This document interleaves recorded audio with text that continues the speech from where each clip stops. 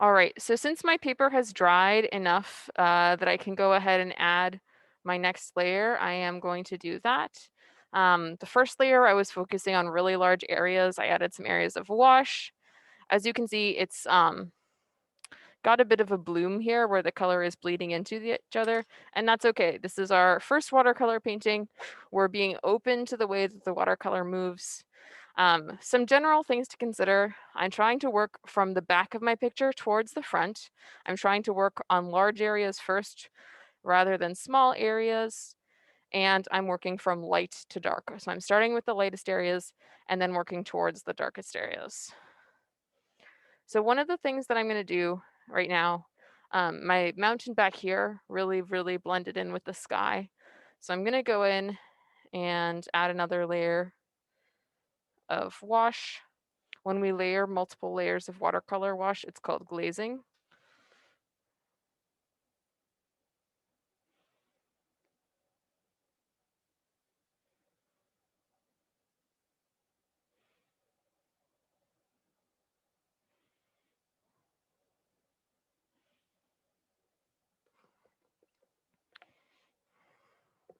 I'm also going to add another layer of wash on these mountain that's closer to us. And since the closer one is darker, I'm going to mix up more pigment in my lid of my paint palette so that I can make it darker.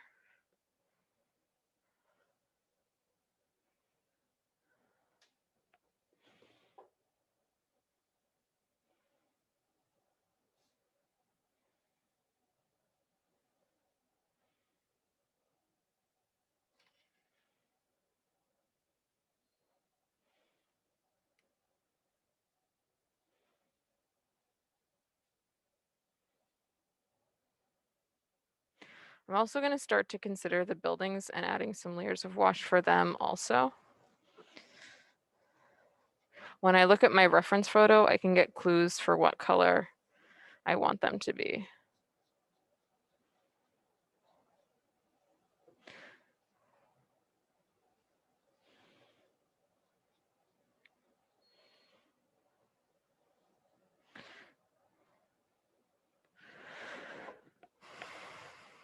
So I'm going to have them be sort of a more subtle blue. Maybe I'm going to even neutralize it by adding a little bit of green.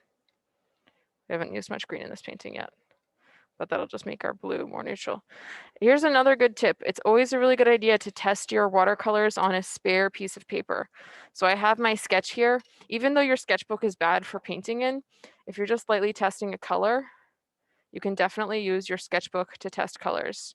Strongly recommend that. If there's a shadow source and one side of my building is darker, I might want to consider that and look for that.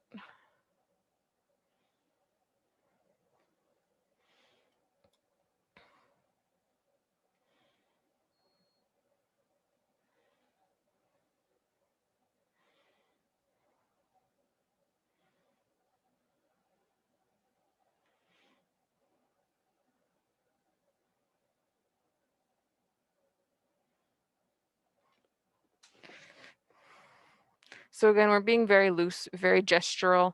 It doesn't have to be perfectly realistic. The other thing that I think I want to add in this layer is I want to begin to add the reflection of the mountains in the lake down here. So this is already pretty dry. I'm going to use the same color that I had for the mountains, and I'm going to start with this one that's a little further away. This one right here.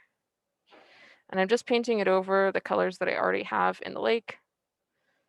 So you can see it's a sort of optical color mix. This area right here, we still need to add those trees and those bushes. But again, they're closer to us, so we'll add them a little later.